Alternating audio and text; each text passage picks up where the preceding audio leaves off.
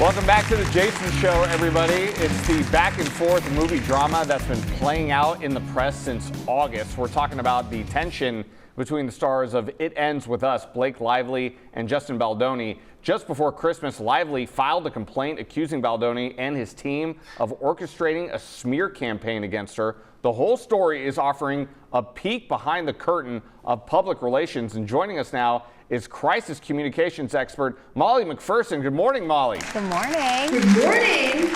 So great to have you. Yeah, thanks for joining us, Molly. We appreciate it. Now, Molly has been on the show with us before, and we covered a few different things. I actually think that this stuff was just starting, but we were speculating, like, why isn't he walking the red carpet with the crew and stuff? But now we have so much more, Molly, that I cannot keep up with it. So maybe you can, like, get us all up to date a little bit. Falen, good memory. That's when I was in studio with you, and we were just talking about that, because I suspected that there was something afoot. The publicity around Blake Lively was so negative, and there were a lot of press drops in certain magazine tabloid articles, and that usually smells like a subtext PR campaign. And then here we have months later a complaint then turns into a lawsuit all around publicity drops. So it's quite interesting. So I do have my theory on what's going on. Molly, people's opinions, I think, are kind of shifting on Blake Lively. I mean, why is that? Are people weary of her? Like, what's the deal with that? Well, I have to ask you, Piers, what do you think it's shifting, positive or negative? I have the opinion, from what I have seen lately, it seems to be shifting a little more negatively to her side. Yes, very astute that you noticed that. What they did is they synchronized a drop with the New York Times to do this, bombshell story that Blake Lively is dropping this, criminal complaint in the California court system. And then over the weekend, it seemed like the narrative was working on her behalf. It's like a classic, Friday news dump. In the news, they have skeletal staffs there. No one's tracking the news. So it was certainly in her favor, and it was right before the holidays. But then public opinion started to catch up, and people are starting to wonder, this seems a little bit too coordinated, and what does her husband Ryan Reynolds have to do with it? So yeah, I would agree. The needle is definitely moving in the other direction. People aren't believing it. Yeah, it's very, it's confusing. See, because I liked both of them going into this movie. I had seen interviews in the past, like before any of this happened. Like I remember, her promoting Sisterhood of the Traveling Pants, and there's the interview with America Ferrera, which they're very good friends now, but she seemed like annoyed in the interview. And then you've seen them with promoting A Simple Favor with her and Anna Kendrick. But I always liked Blake. I know that people are really good at making women look a certain way, that if men did it, then they probably wouldn't have that same angle. But then it just seemed so weird with the filming of this movie and everything. And Justin always had such a good public image. It's been weird seeing it go back and forth, and it opens your eyes to how easily someone can create, it seems like, a smear campaign against someone, and it works. Like, we feed into it so well. Yes, well, that's certainly part of the argument, but the lawsuit, however, which is very important, sexual harassment should not be diminished in this story, but it isn't the main narrative in the story. It's all about, the PR. But the lawsuit feels a little bit more like a PR move than a genuine demand for justice.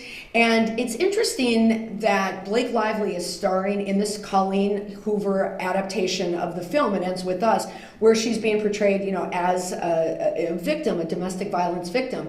Yet it appears like she's being controlled by her husband to make a lot of these moves to try and reclaim their reputation together. So even though publicly people are saying this is Blake Lively versus Justin Baldoni, really, I think it's more like Ryan Reynolds versus Justin Baldoni. Interesting.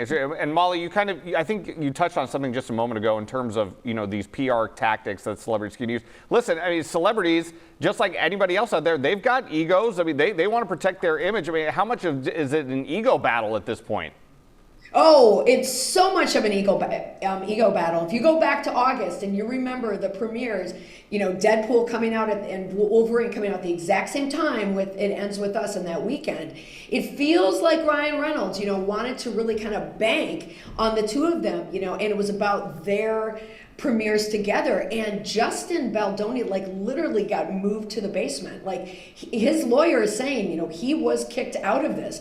And the smear campaign accusations coming from the Blake Lively side, the meta, almost hypocritical part of it is that they're using, with the New York Times and this criminal or the civil complaint, it is a retaliatory public relations campaign against Justin Baldoni. So it really is like a meta moment in all of publicity and celebrity. So what do you think is actually going to come of this? I mean, like, how long do you think this will go on? What do you think will be the outcome?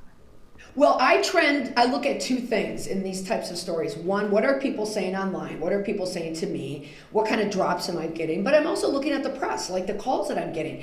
And the calls are starting to ramp up. And I'm getting a sense from a number of reporters out there and media outlets that they're starting to see through this as well. Like it really doesn't, on the surface, it's Blake Lively, you know, championing women, and Ryan Reynolds, you know, supporting his wife and supporting women. But it smells more of a power play in Hollywood, and PR is only the red herring that's being used as a reason. You know, it really wasn't a smear campaign by one, you know, publicity firm out of Los Angeles. It's two, you know, campaigns, but one side is trying to fight for power. So it might boomerang back on them. Yeah. I was gonna say, do you think that this will actually affect either of their careers? I can't say to their careers. I mean, Ryan Reynolds is incredibly popular and incredibly wealthy, incredibly powerful, you know, A-lister. But he's known to be, you know, somewhat of a controlling guy too. You don't get that way without being controlling.